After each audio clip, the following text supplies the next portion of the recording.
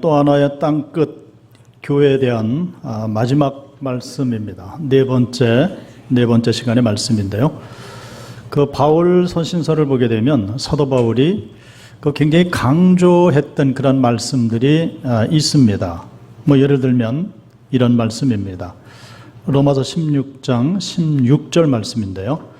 자, 로마서 16장은 이제 마무리 짓는 말씀이죠. 그리고 문안 인사를 하는 내용으로 되어 있는데, 너희가 거룩하게 입맞춤으로 서로 문안하라.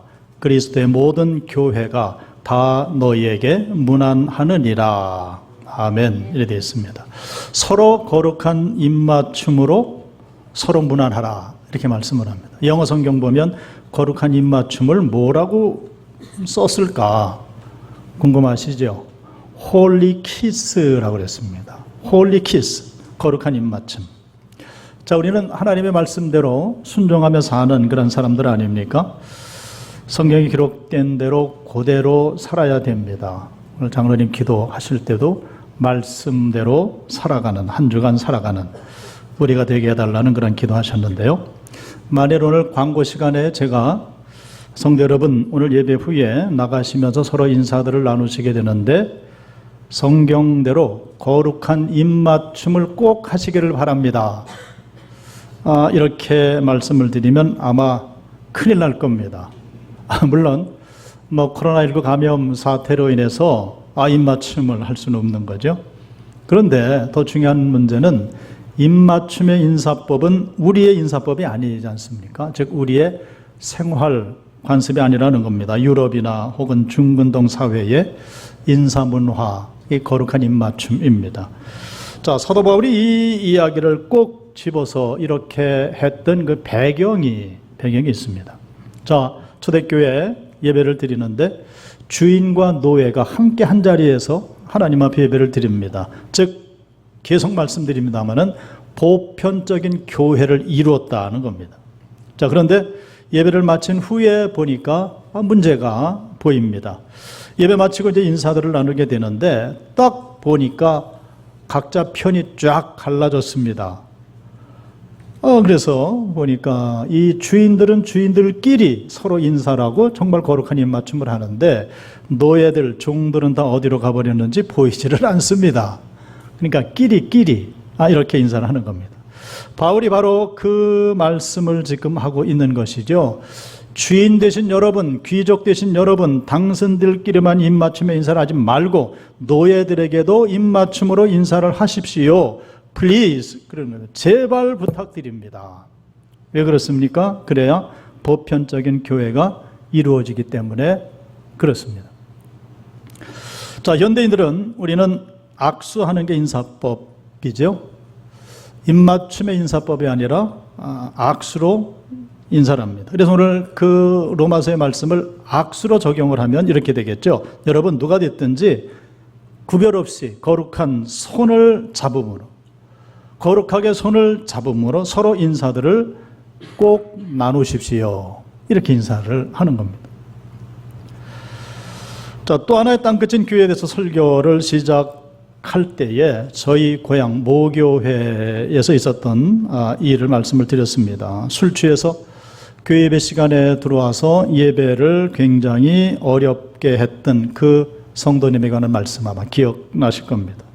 그때 만일 그분이 술에 취해 들어와서 지금 예배 분위기를 완전히 흐려 놓았을 때 그 교회에서 거룩한 손을 내밀어서 그분을 붙잡아 주지 않았다고 한다면, 사실 그 생각하면은 이 등골에 식은 땀이 날 정도입니다. 만약에 그때 이렇게 붙잡아 주시지 않았다고 한다면은 참으로 그 성도님에게는 불행한 일이 사후에 벌어졌을 것이다. 그런데 그를 거룩한 손을 내밀어 붙잡아 줬을 때에 그분이 예수님을 만나게 되고 회심하게 되고 남은 평생을 오직 하나님의 교회를 통해서 주님 앞에 영광 돌리는 삶을 살다가 주님 품에 안기는 그런 모습을 봤습니다. 오늘날은 더더욱 그렇습니다. 이 코로나19 감염 사태가 장기화될 것이라는 것이 거의 확실시되어 보이지 않습니까? 세상에서도 큰 충격입니다만은 이 교회적으로 말이죠.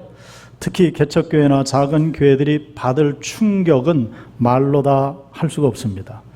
외국에 파송되어 있는 선교사들이 받을 그 데미지도 이것도 엄청난 것입니다. 많은 선교사들이 지금 귀국을 해서 발을 동동 구르고 있습니다. 선교하는 그 지역에 가지도 못합니다. 그저 이메일이나 전화 정도로 해서 여기서 이제 돕고 있는 그런 모습들을 이제 많이 보게 됩니다.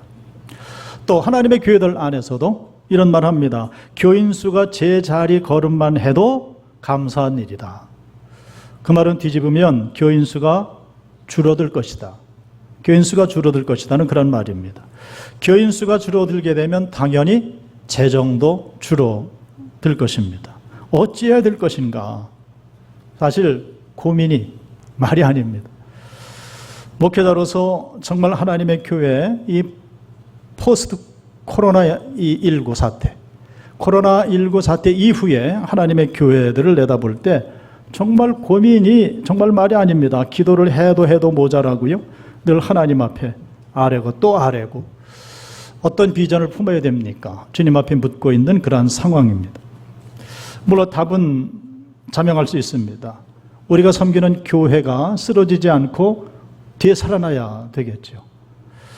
그래서 우리 서로가 낮아짐으로 겸손하게 서로 섬겨낼 수 있는 그런 믿음 생활을 해야 될 것이고요. 우리 주변에 있는 모든 성도들을 손을 내밀어서 돌봐줄 수 있는 그런 믿음 생활에 힘을 써야 할 것입니다. 그리고 전도 대상자들을 가슴에 품고 이 제주에는 아직도 90% 되는 많은 사람들이 주님을 믿지 않고 있는데 그들에게 때를 얻든지 못 얻든지 그리스도의 피 묻은 복음을 증거해서 하나님 앞으로 이끌어낼 수 있는 그 일들을 더욱더 박차를 가해야 될 그러한 시점을 우리가 맞고 있지 않는가 하는 겁니다. 그리고 밖으로 보면 우리가 허리를 졸라매는 한이 있다 할지라도 어려운 이웃들에게 또 어려움을 겪는 모든 교회들에게 그리고 선교사들에게 손을 내밀어서 붙잡아주는 거룩한 입맞춤을 할 수 있는 그러한 교회, 그러한 교회로서의 사명을 감당을 해야 하는 것이죠. 왜 그렇습니까? 우리 교회는 보편적인 교회이기 때문에 그렇습니다. 지난주에도 말씀을 드렸습니다마는 지금도 미국에서는 백인들만 모이는 교회, 흑인들만 모이는 교회들이 존재를 합니다. 그래서 이 백인과 흑인이 모두 모이는 교회, 이게 찾기가 사실 어렵다는 겁니다. 만약에 백인들이 모이는 교회 흑인 한 사람이 가서 끼어앉아서 예배를 드리면 이 눈총을 받아가지고 예배를 드릴 수가 없다는 거예요. 우리나라도 그렇습니다. 서울에 가면 부자들만 모이는 교회가 있고요. 또 가난한 사람들만 모이는 교회가 따로 있습니다. 진보적인 교회가 있고요. 보수적인 교회가 따로 있습니다. 어떤 교회는 세워진 이래로 계속 진보 정당만 지지하는 교회가 있고요. 반면에 세워진 이래로 보수 정당만 지지하는 교회가 또 따로 있습니다. 근데 생각을 해보는 겁니다. 이런 교회들의 모습을 하나님께서 보시기에 어떠하시겠는가? 보편적인 교회라고 이야기를 할 수가 있겠는가? 교회가 되지 못하는 거죠. 차라리 정치 결사대라고 하면은 어떨지 모르겠습니다.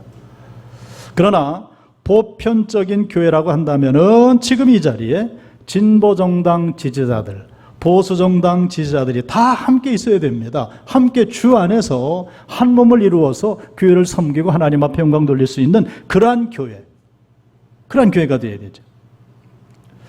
보편적인 교회를 이루지 않으면 그 모인 공동체 안에서 지난 시간 말씀을 드린 주 381년에 선포됐던 콘스탄티노플 그 4개 신조, 교회는 하나가 되어야 된다. 교회는 거룩한 교회여야 한다. 교회는 사도적인 교회여야 한다. 그리고 지금 계속 말씀을 나누는 교회는 보편적인 교회여야 된다 하는 이것이 이루어지지 않으면 하나님의 교회라고 이야기를 할 수가 없다 하는 그런 말씀입니다. 자, 2000년 전에 오늘날의 터키 최남단이죠. 그리고 시리아에서 보면 시리아 북쪽에 안디옥이라는 도시가 있었습니다. 그 안디옥은 이 세속적으로는 로마 제국 내의 3대 거대 도시 중에 하나로 꼽혔습니다. 하나는 로마시이고요. 다른 하나는 알렉산드리아 시였고요. 다른 하나는 바로 이 안디옥 시였습니다. 그리고 안디옥은 중국에서 시작된 비단길이 끝나는 지점인 동시에 아라비아 반도에서 시작된 소위 향료길, 향료를 운반하는 향료길이 끝나는 그런 지점이기도 했습니다. 그래서 안디옥 그러면은 유럽과 아시아가 서로 만나는 국제 무역 도시였다는 겁니다. 그렇게 발전을 거듭하고 있었던 그런 도시였습니다. 자, 그런데 이게 세상적으로 말고 영적으로 보게 되면 거룩한 예루살렘 성전이 있는 예루살렘이 중심이죠. 그러면 안디옥은 완전히 이건 변방에 불과합니다.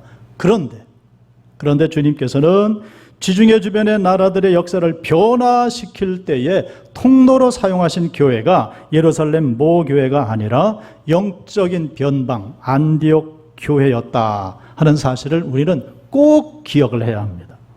뿐만 아니라 저와 여러분들이 오늘 그리스도인이라고 불려지지 않습니까?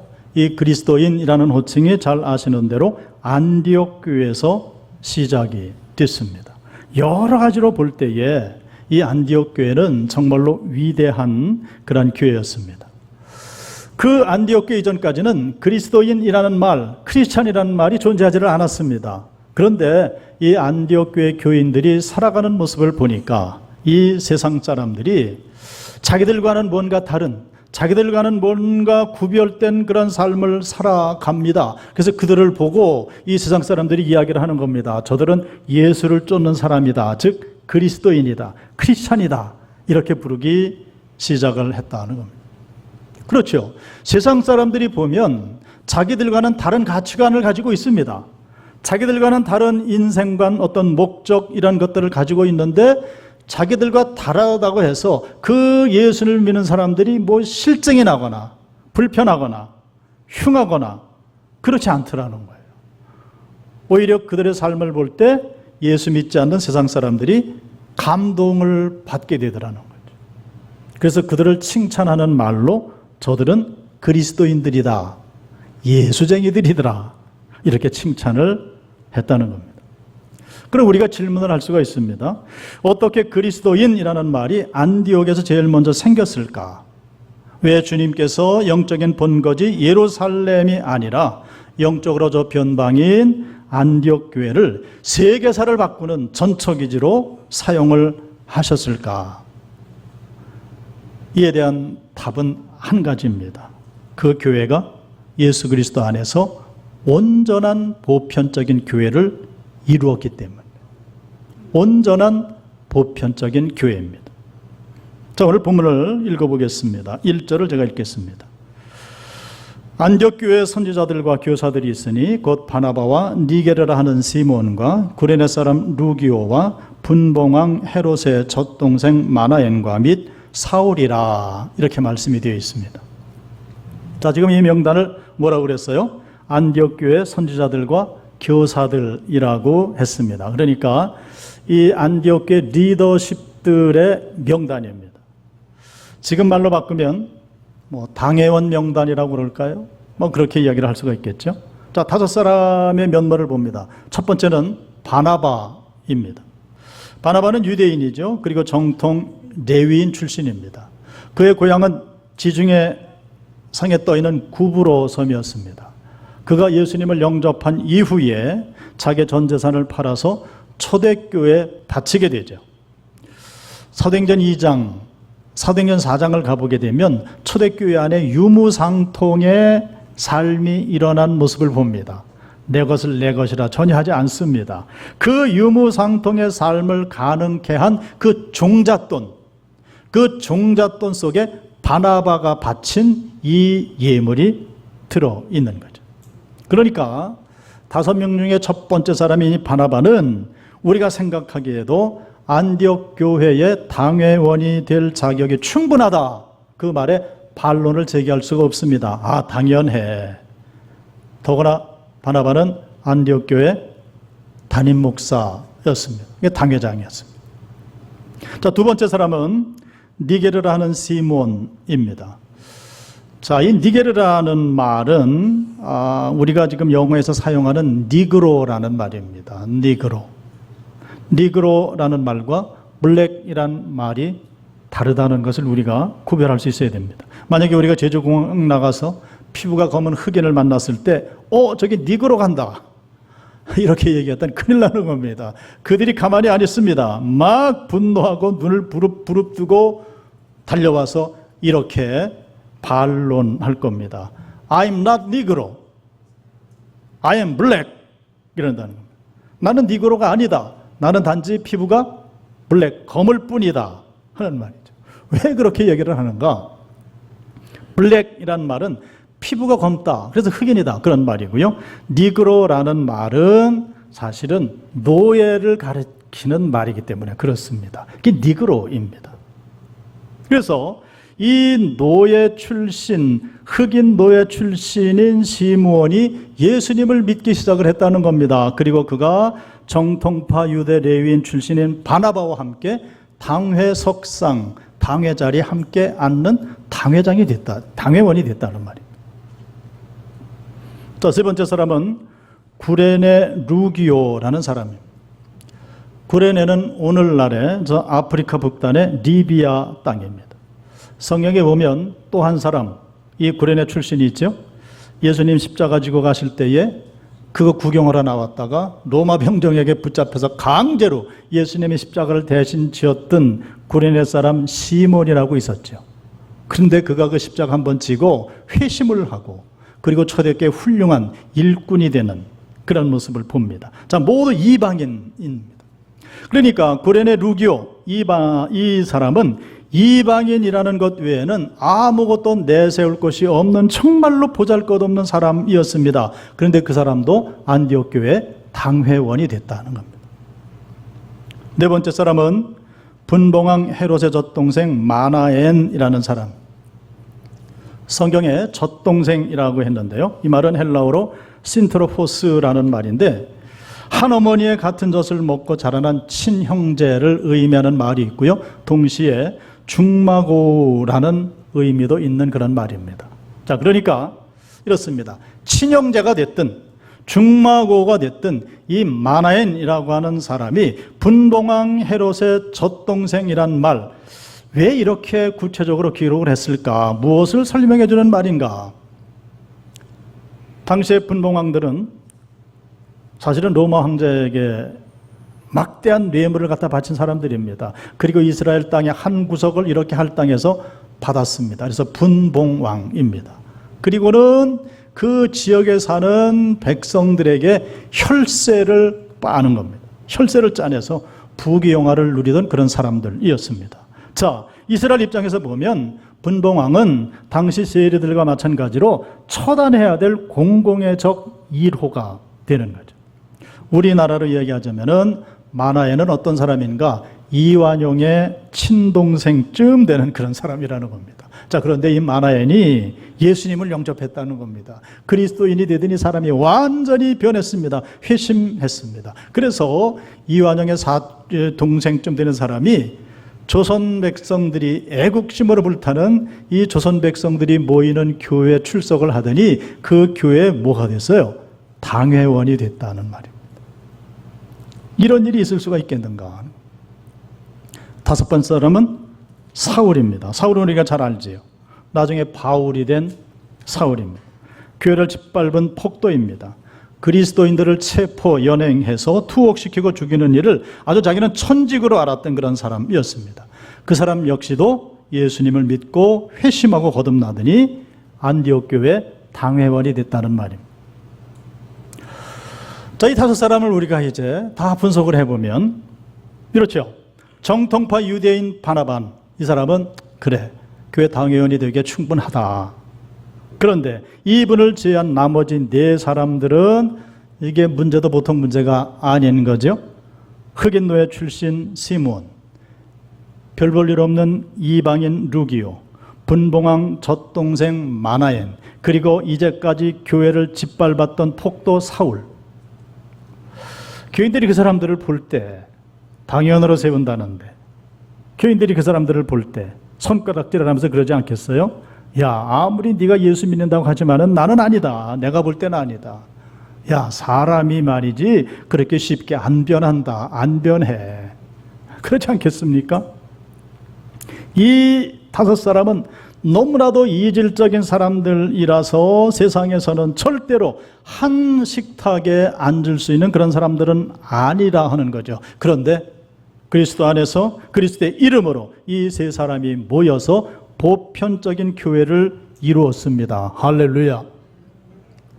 성도 여러분, 이분들이 모인 이 당회가 평안하기만 했겠는가?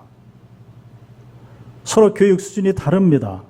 출신 배경도 다릅니다. 다 생각도 다르고 삶의 가치관도 다 다른 사람들입니다. 그런데 그들이 이 모든 일들을 감당해 나가는데 물론 어려운 일이 왜 없었겠습니까마는, 그런데 그들이 보는 것이 있습니다. 그런 모든 어려움들이 있지만은 뭐예요? 예수님 때문에, 예수님 안에서 예수님의 사랑을 힘입어서 모든 문제와 난관들을 날마다 극복해 나갈 수 있는, 그래서 그냥 보편적인 교회가 아니고 온전한 보편적인 교회를 그들이 이룰 수가 있었던 거죠. 이렇게 온전한 보편적인 교회가 이루어졌다라는 말 속에는 이 말이 다 포함되어 있는 거죠. 아까 콘스탄티노플 4개 신조, 하나의 교회, 거룩한 교회, 사도적 교회, 이 모든 것들을 이미 다 이루고 있는 그런 교회가 된 거죠.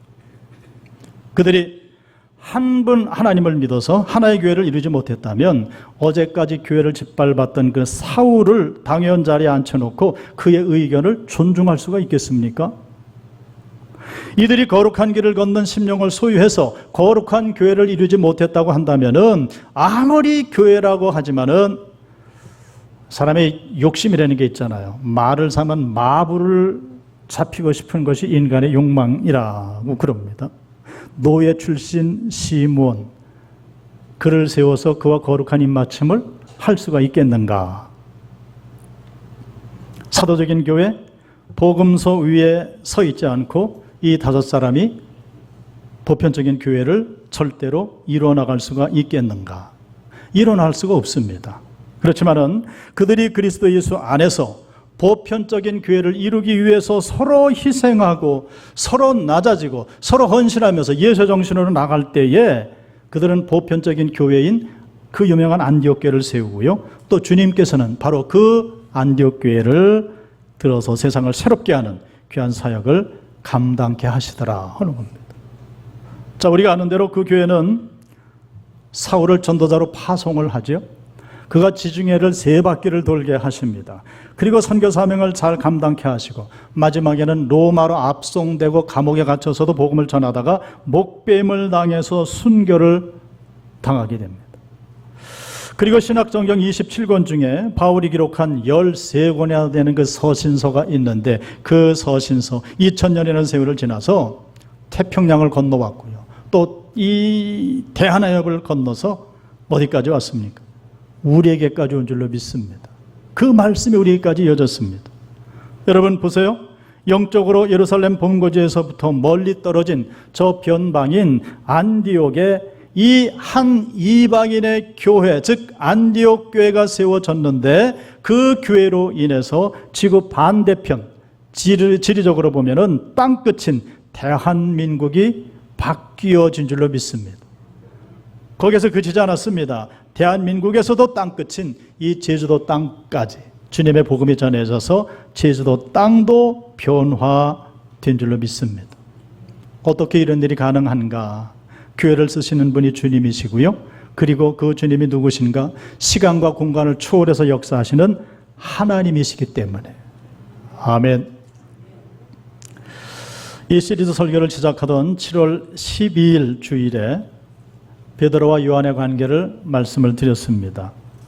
사복음서가 끝나던 요한복음 21장 마지막 부분의 말씀에서 예수님께서 그러시잖아요. 베드로에게 사명을 주십니다.